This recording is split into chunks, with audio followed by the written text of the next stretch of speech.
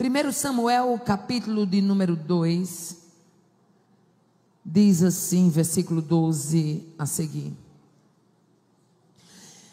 Eram, pois, os filhos de Eli, filhos de Belial, e não se importavam com o Senhor. Pois o costume daqueles sacerdotes com o povo era que, oferecendo alguém sacrifício, vinha um moço do sacerdote, estando cozendo a carne, com um garfo de 3 dentes na mão, e metia-o na caldeira, ou na panela, ou no tacho, ou na marmita, e tudo quanto o garfo tirava, o sacerdote tomava para si, e assim se fazia a todo Israel que ia ali, a Siló. Também antes de se queimar a gordura, havia um moço do sacerdote e dizia ao homem que sacrificava: dá essa carne para assar ao sacerdote, porque não aceitará de ti carne cozida, senão crua. Se o ofertante lhe respondia: queime-se primeiro a gordura e depois tomarás quanto quiseres, então ele dizia: não, porém hás de me dar agora, senão tomá-la-ei à força. Diga comigo, à força. Versículo 17. Era, pois, muito grande o pecado destes moços perante o Senhor, porquanto eles desprezavam a oferta do Senhor. Quantos podem dizer amém? Amados, no livro de 1 Samuel está escrito não apenas o chamado de Deus, não apenas o milagre de Deus no ventre infértil de Ana, não apenas o chamado de Deus para a vida de Samuel, mas também está escrito todo o trâmite do sacerdócio da descendência dos filhos de Eli. Eu quero chamar a sua atenção no capítulo 2, versículo 27 a seguir. Você vai ver que Deus chama um profeta, e quando Deus chama esse profeta, você vai encontrar dizendo assim: veio um homem de Deus a Eli e disse: assim diz o Senhor, não me manifestei na verdade à casa de teu pai, estando os israelitas ainda no Egito, na casa de Faraó? E eu o escolhi diante de todas as tribos de Israel para ser o meu sacerdote, para subir no meu altar. Deus levanta um profeta, e esse profeta chega no capítulo 2, e ele relata para Eli o que iria suceder à sua casa. Nós vamos ver ainda que Deus, ainda no capítulo 3, ele acorda Samuel e revela a Samuel ainda muito novo. A Bíblia diz que naqueles dias a visão e as revelações de Deus não eram frequentes, e Samuel, sem experiência, escuta Deus chamar e vai a Eli, até que Eli percebe, a história é bem conhecida, ele percebe que era Deus que estava chamando Samuel, e diz: vai deitar novamente, e há de ser que quando outra vez te chamar, diga tão somente: fala, Senhor, porque o teu servo ouve. No capítulo 2, Deus revela um profeta, o profeta vai a Eli, e o profeta descreve a Eli o juízo executor de Deus que iria entrar em cena. No capítulo 3, Deus chama Samuel e diz: vou fazer algo na casa de Eli, que todo Israel, vai ser tão tenebroso, a coisa vai ser tão impactante, que todo Israel, quando ouvir o que eu fiz à casa de Eli, vai tinir as suas orelhas. Nós vamos ver que o capítulo 2, versículo 22, deixa claro, e tem aí escrito dizendo: Eli ouvia tudo quanto os seus filhos faziam. E logo de antemão eu quero dizer que os filhos de Eli estavam dentro do sacerdócio, estavam debaixo de uma promessa, mas eles não compreendiam e eles não assimilavam que o Deus da promessa é também o Deus do juízo. Eles não entendiam que o Deus do amor era também o Deus executor, e que jamais o amor de Deus vai se contrapor à sua justiça. Na hora de aplicar amor, ele aplica amor, mas na hora de aplicar a régua, ele passa e aplica a sua justiça. Aleluia. No capítulo 2 e versículo 22, nos diz que Eli conhecia a conduta dos seus filhos, ou seja, o que os filhos de Eli faziam não era novidade para Eli, não era desconhecido.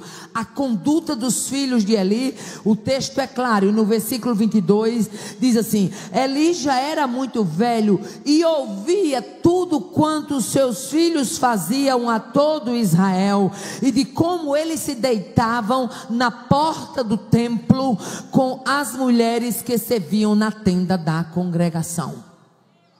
Aleluia, glória a Deus. Nós vamos encontrar ainda no capítulo 3, Deus dizendo: julgarei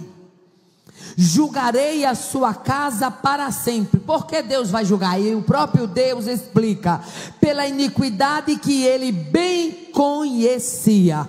Deus chega para Samuel e diz: eu vou julgar a sua casa para sempre, porque ele bem conhecia, ele sabia o que estava acontecendo, mas ele estava fazendo vista grossa. Aleluia. Eu gosto muito da expressão da NVI que diz assim: por causa do pecado de seus filhos, do qual ele tinha consciência, seus filhos se fizeram desprezíveis e ele não os puniu. Eli está na Bíblia como exemplo típico de um pai conivente. E digo-se de passagem, não ficou escrito apenas para Eli, Deus também trata com mães coniventes. Não é evento para família? Então vamos falar sobre família. Aleluia. E o que é na verdade um conivente? Conivente é alguém que finge não ver. Conivente é alguém que encobre o mal praticado por outro, e acha que assim como ele bota um paninho quente, como ele dá uma arrumadinha, Deus também vai colocar um paninho quente e vai deixar aquilo quieto, dando uma arrumadinha. Só que Deus não tem arrumadinho com pecado. Oh, aleluia, glória a Deus, aleluia. Porque os filhos de Eli, eles tinham adotado padrões cananeus. As mulheres coabitavam. Eu vou ser bem claro e vou usar um português que dá para vocês entender. Na porta da tenda da congregação, os filhos de Eli resolveram fazer noites de orgia, noites de prostituição, noites de bacanal. E estavam se regalando na prostituição igual os cultos cananeus. E estavam certos que no céu tinha um Deus gaga, que não vê, que não fala, que não ouve, que não julga, que não sente. Abaixo. Rebaio tocou vesse. E seja dormente quem quiser ser. Agora há uma coisa que a Bíblia me mostra e eu ganho autoridade nesta noite para dizer: se existe uma coisa que Deus sabe, é apertar dormente, e ele sente o peso da mão de Deus quando ela entra em cena. E eu quero declarar nesta noite que onde houver dormência, ela vai sair em debandada na autoridade do nome de Jesus. Essas portas serão abertas para que espírito de dormência bata em retirada. Crente vai ser acordado. Rabai, eu não vesse. Rimante couver. Deuteronômio 23:17 dizia que não pode, diz que não poderia haver rameiras entre as filhas de Israel. A lei era clara. Você veja que o pecado dos filhos de Eli foi comparado a dar coices contra o sacrifício.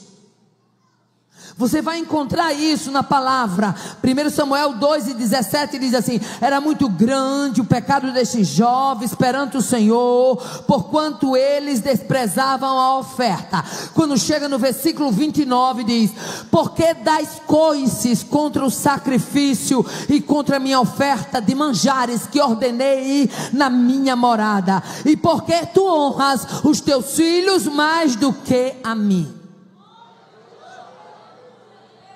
Interessante, a Bíblia tem umas coisas assim, pastor Erivelto, que me põe para pensar.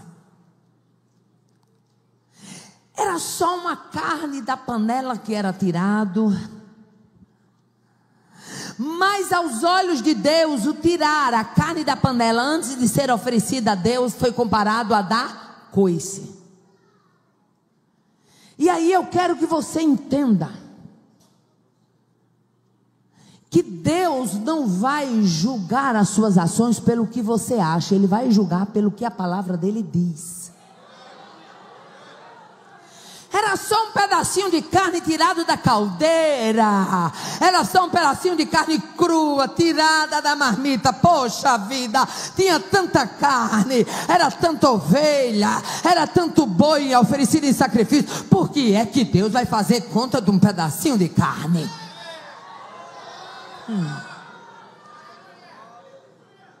Só que Deus não trata pecado como eu e você não.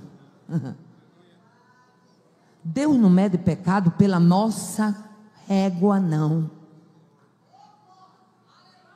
A carnezinha tirada da marmita aos olhos de Deus era coice na sua oferta.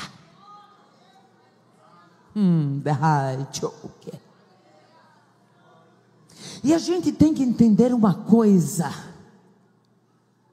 é que Deus julga segundo a sua reta justiça.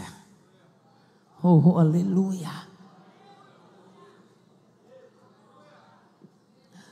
O pecado de conivência de Eli, o pecado dos filhos tirar a carne da caldeira foi comparado a dar coice. E o pecado de conivência de Eli foi comparado a desonrar a Deus.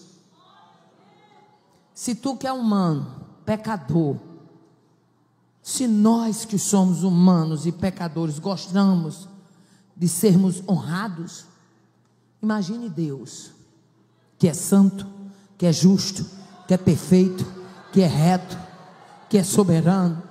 Oh, aleluia.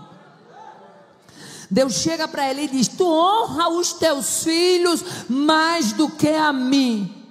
E no versículo 30 Deus bate o martelo: aos que me honram honrarei, porém os que me desprezam serão envelhecidos. Envelhecido quer dizer desmerecido. Quem me honra, eu estou junto, honro também, mas quem não me honra, eu também desmereço.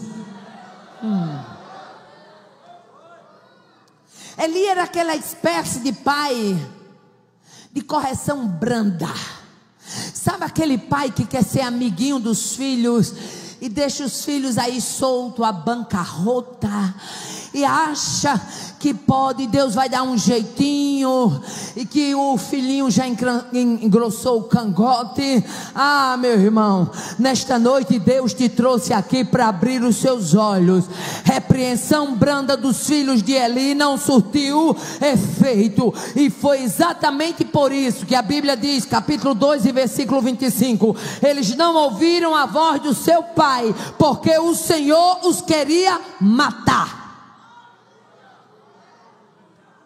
Pais coniventes atrai o juízo executor de Deus.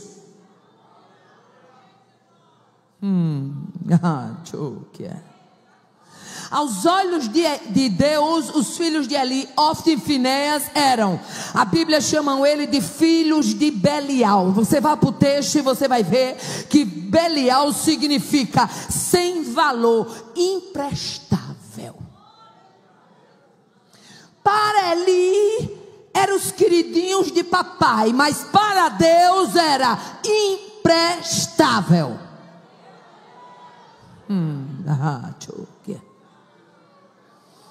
Eles entraram pela rota de obreiros degenerados na casa de Deus. Eles estavam tão à vontade que quando o povo vinha oferecer sacrifício, que a pessoa dizia: deixa primeiro queimar a carne e depois você pode tomar. Ou dá agora, então a gente toma à força. Ou seja, eles já se achavam dono do ambiente. Ou era do jeito deles, ou então tinha que ser na marra. Ei, você tem que entender que Deus ainda continua sendo dono dessa obra. Os filhos de Eli, como qualquer um, estavam tratando a oferta de Deus como uma coisa deles própria.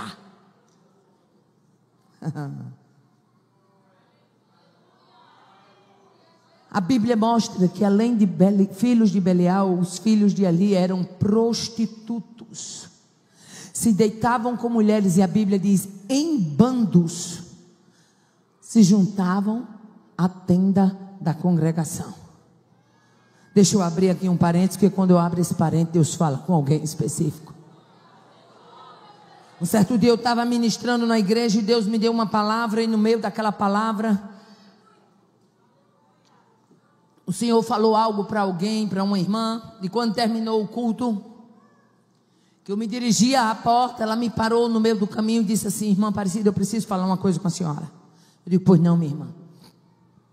Ela disse: eu tenho um filho, ele mora comigo, ele foi casado, mas não deu certo e voltou para morar na minha casa. Ele tem 35 anos, há muitos anos que está desempregado, e eu sou crente, e recentemente fiquei viúva, e depois que eu fiquei viúva, esse filho mora comigo. Eu até gostava porque ele é minha companhia, porém, de uns anos desse para cá, está acontecendo uma coisa terrível. Eu disse: o que é, minha amada? Fique à vontade, a senhora não quiser contar. Ela disse: não, eu posso contar. E ela disse: irmã Aparecida, é porque eu sou crente, e meu filho não trabalha, eu mantenho ele de tudo, tem 30 e poucos anos, e a minha casa é uma casa que eu tenho dedicado ao Senhor, mas o meu filho agora resolveu trazer mulheres para dentro da minha casa, e eu estou ficando assim acuada, eu não sei o que fazer, eu não sei se eu estou certa, eu não sei se eu estou errada, porque o meu filho vem com as mulheres para dentro da minha casa, e eu gostaria de saber o que é que a senhora diz. Eu disse: minha filha, eu não digo, quem diz é a palavra.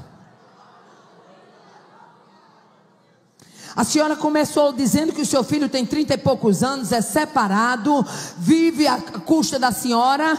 Pois diga uma coisa para a senhora: se existe uma coisa que Deus não aceita, é o seu servo não se posicionar contra o mal. A senhora está sendo conivente. Bata o pé e diga a ele: aqui quem manda sou eu, e se está comendo do meu pirão, vai ter que ir de acordo com o meu cinturão. Se quer fazer a minha casa de motel, vou daqui para fora, mas a minha casa continuará sendo a casa de uma serva de Deus.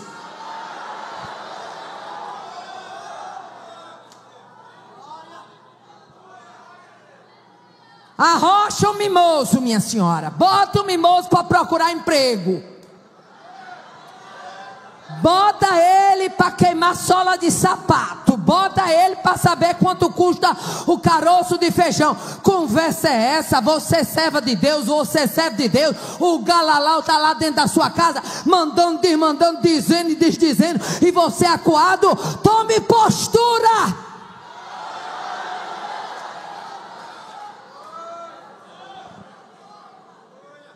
Eli pecou gravemente porque não teve postura. Eu não creio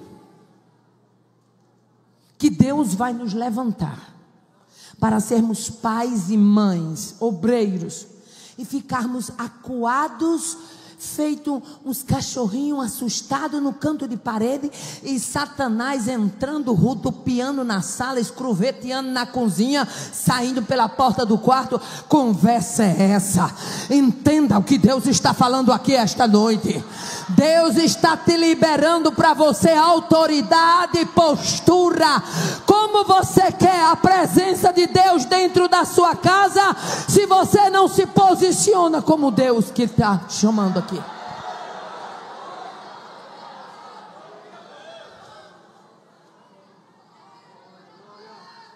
Eram prostitutos, eram filhos de Belial, eram desprezadores da obra. Capítulo 3, versículo 13 diz: havendo feito seus filhos execrável. Sabe o que é execrável? Abominável, detestável. Aos olhos de Deus, os filhos de Eli estavam em abominação. Aleluia. Como Deus está vendo os nossos filhos? Você pode estar olhando e vendo o queridinho do papai, a queridinha da mamãe, mas como Deus está vendo os nossos filhos?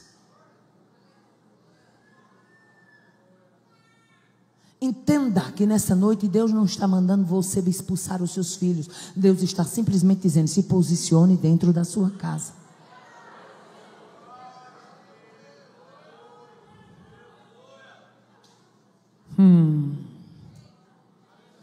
Como será que Deus nos avalia como pais?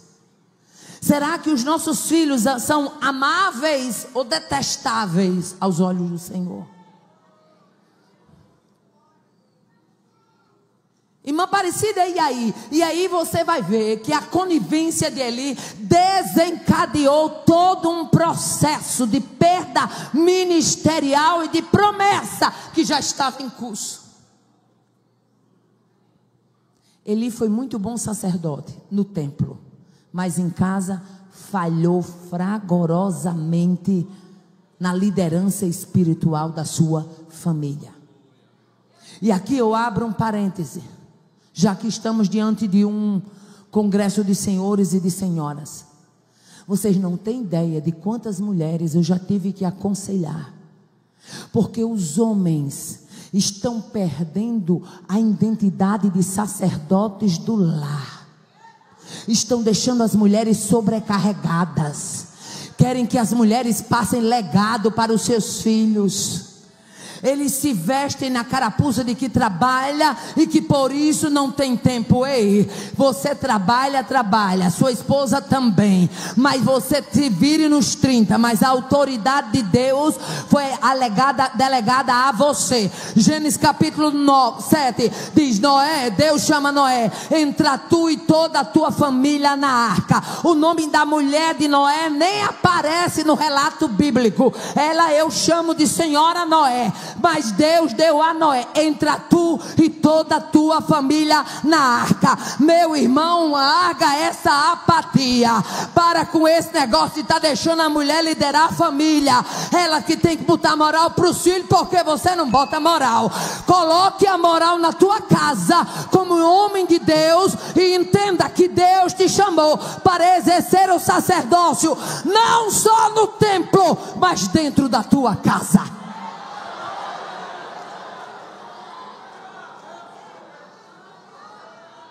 No templo, Eli era 10.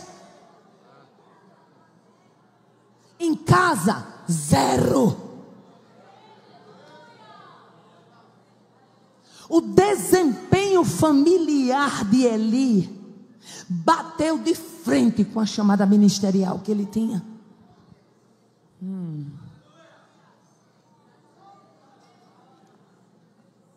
Eli tinha uma grande promessa, mas o desempenho familiar fez ele perder a bênção. Mas quando um dormente faz igual a Jonas, acha que pode ficar dormindo no porão, Deus diz: espera aí que eu estou mandando uma baleiazinha para passar umas férias contigo, que é para tu entender que eu sei acordar dormente.